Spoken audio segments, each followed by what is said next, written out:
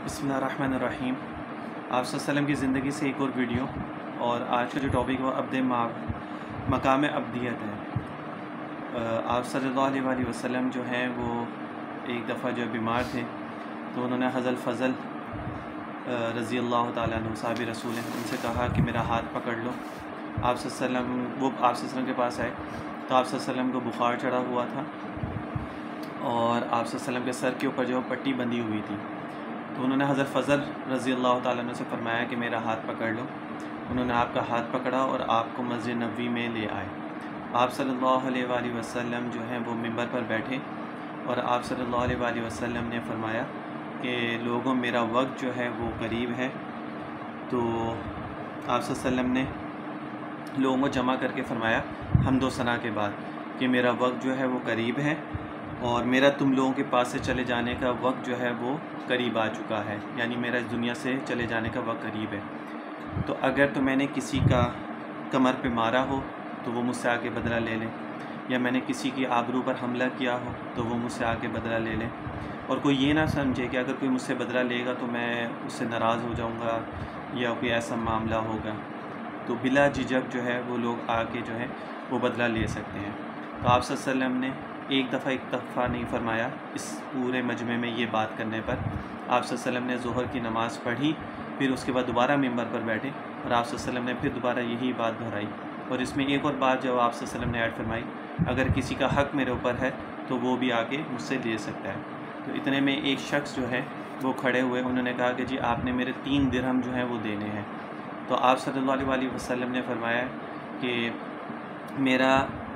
कि मैं किसी मुतालबा करने वाले को झूठा नहीं कहता, ठीक है, और ना मैं इसको कसम देता हूँ, लेकिन मैं ये पूछना चाहता हूँ कि किस चीज़ के ये 3 दिरहम है। तो उन्होंने फरमाया कि एक दफ़ा एक साइल आपके पास आया था तो आपने मुझे फरमाया था कि इसको 3 दिरहम दे दो, तो मैंने उसको 3 दिरहम दे दिए।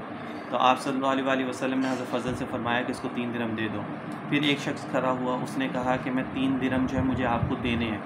तो आपने फरमाया किस चीज़ के? तो उन्होंने फरमाया कि जी मैंने ख़यानत की थी और मैंने जो माल गनीमत होता है या माल जो रखा होता है उसमें से 3 दिरहम मैंने ले लिए थे। तो आपने ने पूछा कि किस वजह से लिए?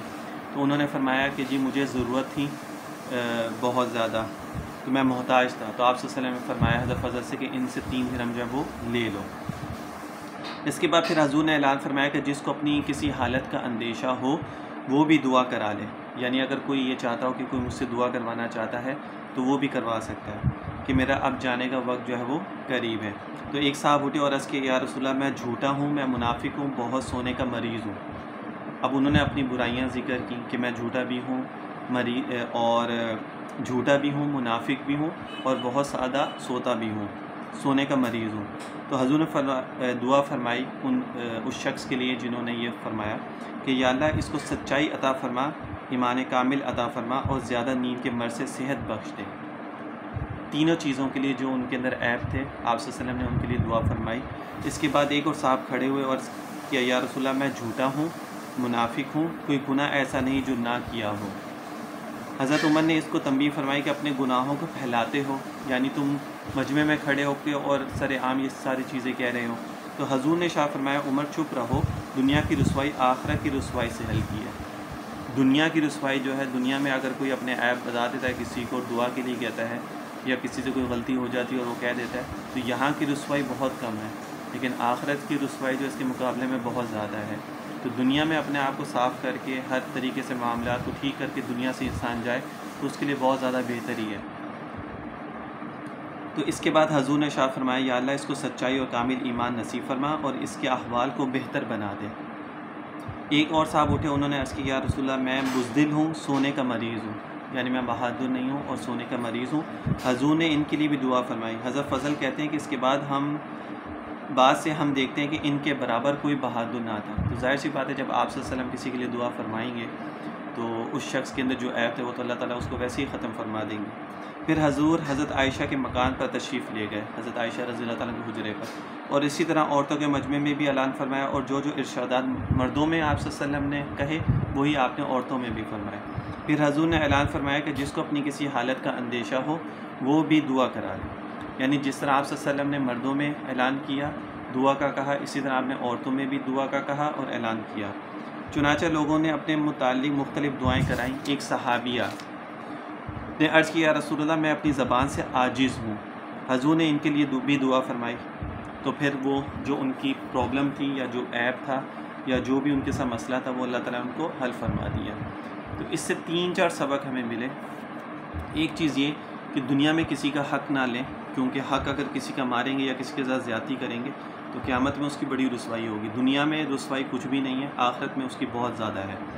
دوسرا یہ کہ اگر کوئی انسان بیمار ہو یا قریب الموت ہو یا تکلیف میں ہو تو اس سے دعا کروائیں، تو وہ دعا جو ہے بہت جلدی قبول ہوتی ہے، جس طرح آپ صلی اللہ علیہ وسلم نے کہا کہ مجھ سے دعا کروا لو۔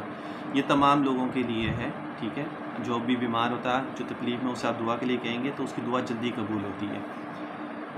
تو یہ اس لیے کہا جاتا ہے کہ کسی کا حق نہ مارے، لیکن آج کل ہم لوگ جو بہت ایزیلی جو ہے وہ ساری چیزیں کر لیتے ہیں، حق بھی مار لیتے ہیں، ظلم بھی کر لیتے ہیں کسی کے اوپر، اور ہم ڈرتے نہیں ہیں۔ جب ایک نبی ہو کے یہ بات کہہ رہے ہیں کہ میں دنیا سے جا رہا ہوں اور جو میرے سے حق ہے میرے اوپر یا میرا کسی کے اوپر تو وہ کر لے، کیونکہ دنیا کی رسوائی بہت ہلکی ہے، آخرت کی بہت زیادہ ہے۔ وہاں کی سختیاں، وہاں کی سزا، وہاں کی جو اللہ تعالیٰ کی جو پنشمنٹ ہوگی وہ انسان برداشت نہیں کر سکتا، دنیا کی تو کچھ بھی نہیں ہے۔ تو ہمیں بھی چاہیے کہ ہم اپنے معاملات وغیرہ جو ہیں لوگوں کے ساتھ وہ ہمیشہ ٹھیک رکھیں۔ کسی کا مال دینا ہے تو وہ دے دیں، کسی سے قرض لیا ہوا تو قرض ادا کر دیں، کسی کو بس ظلم نہ کریں، کسی کے ساتھ زیادتی نہ کریں، کسی کا حق مت ماریں، یہ چیزیں مت کریں۔